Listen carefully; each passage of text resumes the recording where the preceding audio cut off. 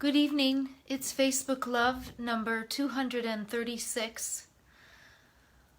Here we are, more than a year into the pandemic. It's Holy Week, which is really an important time of year, and it's also Passover. So this is a pensive time, a time when you find thoughts of the grittiness of humanity pushed up against what seems like high-minded spiritual things. But if you really look hard, you realize that these high-minded ideas are rooted in really elemental human elements. This time of year, Passover remembers when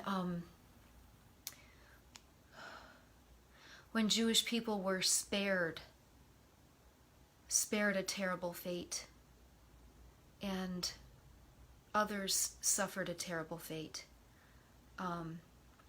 Holy Week is when we commemorate the last days of the life of Jesus, and the great sacrifice that he made, as well as the big celebration of Easter, which, as I like to say, is the festival about death being fake. And we've had a year with COVID-19 that makes us so close to loss and death and making changes in everything that we do. It all feels like a sacrifice. And then today also was the first day of the trial for the murder of George Floyd. This may be one of the most significant moments in American people's lives, because for the first time ever, all of the things that distract us in our American busy and entertainment-filled lives were basically taken away from us and dropped into the center of what could have been a holiday weekend were it not a pandemic, was the public lynching of a man by people who don't have the right to do so, which was heart-wrenching and heartbreaking.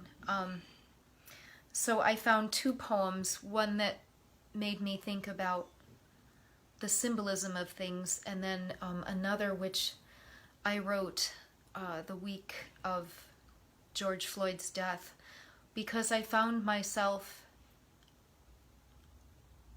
inside him. I don't know how else to explain it. I found myself feeling what he felt, being inside him in those awful last minutes of his life, when, as the prosecutor said today, he died breath by breath. Even when a paramedic came up to Derek Chauvin and asked him if he could check his pulse and make sure that he was okay while he was being restrained, Derek Chauvin was going to mace that pandemic if he tried to interfere, which just breaks my heart. All of it breaks my heart. I don't even know what to pick. So I'm going to start with this poem first. It's called The Year of the GoldFinches by Limon. There were two that hung and hovered by the mud puddle and the musk thistle, flitting from one splintered fence post to another, bathing in the rainwater's glint, like it was a mirror to some other universe where things were more acceptable, easier than the place I lived.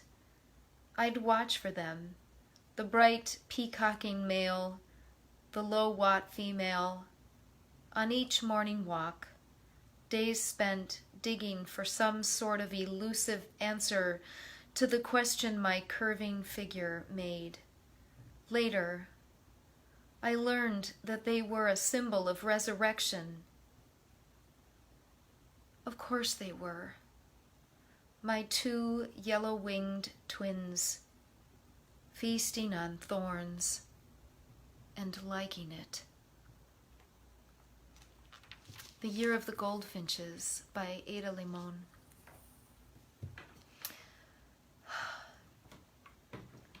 This piece I wrote on the 30th of May last year, 30th of May 2020. I don't really know how to explain it. It just came tumbling out. I couldn't stop it any more than I could stop water coming up through a spring.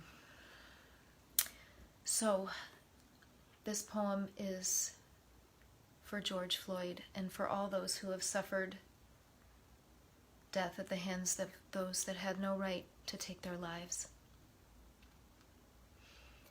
8 minutes, 46 seconds.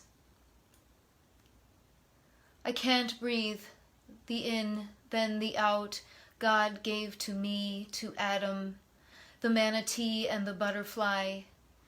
In times when pollution gives us asthma and we can't take a breath, when the virus hijacks our lungs and we can't take a breath, the man on my neck takes my breath.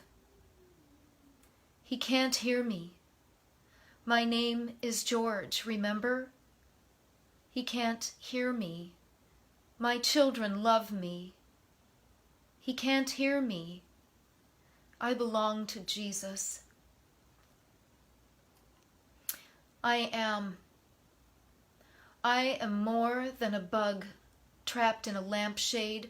I'm a man, ain't I? A child who ran in dusky, soft summer heat, catching fireflies in a mason jar, holes punched in the lid, memorizing the on, the off, the on and off, flickering Morse code for just their own perfect match. I can't breathe. The in, then the out. I want my mommy's arms. Please, the pain's so bad, and still I'm ashamed as I cry, mercy. He can't hear me, no more than a moth. He can't hear me, flapping at the porch light. He can't hear me while he whittles or kisses his woman. I stood tall in a doorway. It was going all right today. Had a little faith. I wouldn't be put down yet. This face to asphalt wasn't part of the plan. I can't breathe the in or the out. God's Son is here. I am, he says. He gave it to me, to Adam, the manatee and the butterfly. I can't breathe in or out. I am breaking beneath the gargoyle on my neck. I can't breathe. The reeking cock-strung rapist reek seeping from his vest, his uniform. I can't breathe. I am going the wrong way. It's too dark and loud here. Can I go back in the cocoon and be goop again? Why are you lynching me? I can't breathe. Not in, not out.